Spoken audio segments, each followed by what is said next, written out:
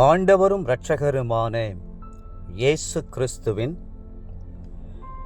ஈடு இணையற்ற நாமத்தில் அன்றன்றுள்ளப்பம் வாசகர்களுக்கு எங்கள் அன்பின் வாழ்த்துக்கள். 2025 ஆண்டு ஜனவரி மாதம் 24 தேதி வெள்ளிக்கிழமைக்குரிய தின தியானம். இன்றைய தலைப்பு உதடுகளின் கனி.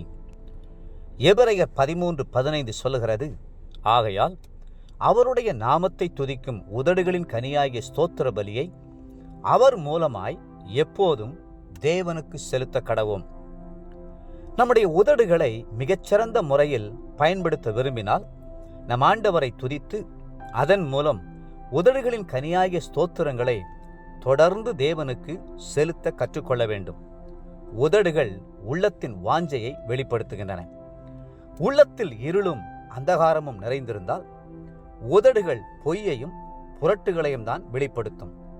உள்ளத்தின் ஆழத்தில் பரிசுத்த ஆவியாகிய வேர் ஊன்றி இருக்குமானால் நம் உதடுகளும் ஸ்தோத்திரம் என்கிற இனிமையான கனிகளை எப்போதும் கொடுக்கும். ஸ்தோத்திர பலியிடுகிறவன் என்னை மகிமைப்படுத்துகிறான் என்று 50 சங்கீதம் 23 கர்த்தர் சொல்லுகிறார். நாம் கர்த்தரை துதித்து ஸ்தோத்தரித்து ஆராதனை செய்யும் போது அது தேவ சமூகத்தில் சுகந்த வாசனையாக விளங்குகிறது. மட்டுமல்ல, அது கர்த்தருடைய இருதயத்தை மகிழ்விக்கவும் செய்கிறது. பழைய ஏற்பாட்டிலே பலிகளை எப்படி அவர் சுகந்த வாசனையாக ஏற்றுக்கொண்டாரோ அதுபோலவே புதிய ஏற்பாட்டிலே ஸ்தோத்திர பலிகளை கண்டு கர்த்தர் மனம் மகிழுகிறார், பூரிப்படைகிறார். பழைய ஏற்பாடு பலிகளுக்கு முக்கியத்துவம் கொடுத்தது. ஆபிரகாம் எப்பொழுதெல்லாம் கர்த்தருக்கு பலி செலுத்தினாரோ அப்பொழுதெல்லாம் அந்த பலிபீடத்து ஜுவாலையில் கர்த்தர் இறங்கி வந்தார். மட்டுமல்ல, நியாயப்பிரமாணத்திலே குற்ற நிவாரண பலி, பாவ நிவாரண பலி, அசைவாட்டும் பலி, பான பலி, போஜன பலி என்று ஏராளமான பலிகளை குறித்து கட்டளையிட்டார். ஆனால் அந்த பலிகளை குறித்து தாவீது சொல்லுகிறார், பலியை நீர் விரும்புகிறதில்லை, விரும்பினால் செலுத்துவேன், தகன பலியும் உமக்கு பிரியமானதல்ல. 51 சங்கீதம் 16 தேவனுக்கு ஏற்கும் முதல் பலி நொறுங்குண்ட ஆவியாகும். வேதம் சொல்லுகிறது, தேவனுக்கேற்கும் பலிகள் நொறுங்குண்ட ஆவிதான். தேவனே, நொறுங்குண்டதும் நறுங்குண்டதுமான இருதயத்தை நீர் புறக்கணியீர்.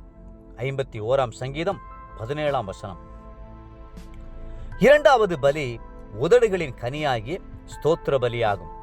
பழைய ஏற்பாட்டு பக்தனாகிய யோபுவின் மிருக ஜீவன்களெல்லாம் அழிக்கப்பட்ட போதும் பிள்ளைகள் மரித்து போன போதும் யோபு பக்தன் அந்த கடினமான சூழ்நிலையிலும் கர்த்தரை நோக்கி ஸ்தோத்திர பலிகளை ஏறெடுத்தார். கர்த்தர் கொடுத்தார், கர்த்தர் எடுத்தார், கர்த்தருடைய பரிசுத்த நாமத்திற்கு ஸ்தோத்திரம் என்று ஸ்தோத்தரித்தார். அது மகிழ்ச்சியான ஸ்தோத்திரம் அல்ல, தியாக பலியான ஸ்தோத்திரம். சிலர் மகிழ்ச்சியான நேரத்தில் எல்லா வசதிகளும் இருக்கும்போது கர்த்தரை ஸ்தோத்தரிப்பார்கள். மாத சம்பளம் வாங்கும்போது ஸ்தோத்தரிப்பார்கள். விபத்தில் உயிர் தப்பினதும் ஸ்தோத்தரிப்பார்கள். நன்மைகளையும் ஆசீர்வாதங்களையும் பெறும்போது ஸ்தோத்தரிப்பார்கள். இது இயற்கையான ஸ்தோத்திரம். ஆனால் சோதனைகளும் போராட்டங்களும் பிரச்சனைகளும் வரும்போது அவைகளின் மத்தியிலும் கர்த்தரை ஸ்தோத்தரிக்கிறவர்கள்தான் தியாகமான பலியாகிய ஸ்தோத்திர பலிகளை ஏறெடுக்கிறவர்கள். தேவ பிள்ளைகளே, எல்லா சூழ்நிலையிலும் கர்த்தரை ஸ்தோத்தரிக்க முன்வாருங்கள். இன்றைய நினைவிற்கு 34 சங்கீதம் 1 கர்த்தரை நான் எக்காலத்திலும் ஸ்தோத்தரிப்பேன், அவர் துதி எப்போதும் என் வாயில் இருக்கும். இன்றைய வேத வாசிப்பு காலை யாத்ராகமம் 9, 10 மற்றும் 11 மாலை மத்தேயு 15 21 39 முடிய. அன்புக்குரிய அன்றன்றுள்ளப்பம் வாசகர்களே, மீண்டும் உங்களை வாழ்த்துகிறோம். எப்போதும் கர்த்தருக்கு ஸ்தோத்திர பலியாகிய கனியை செலுத்துங்கள். கர்த்ததாமே உங்களை ஆசீர்வதித்து மென்மேலும் உயர்த்துவாராக. ஆமென்.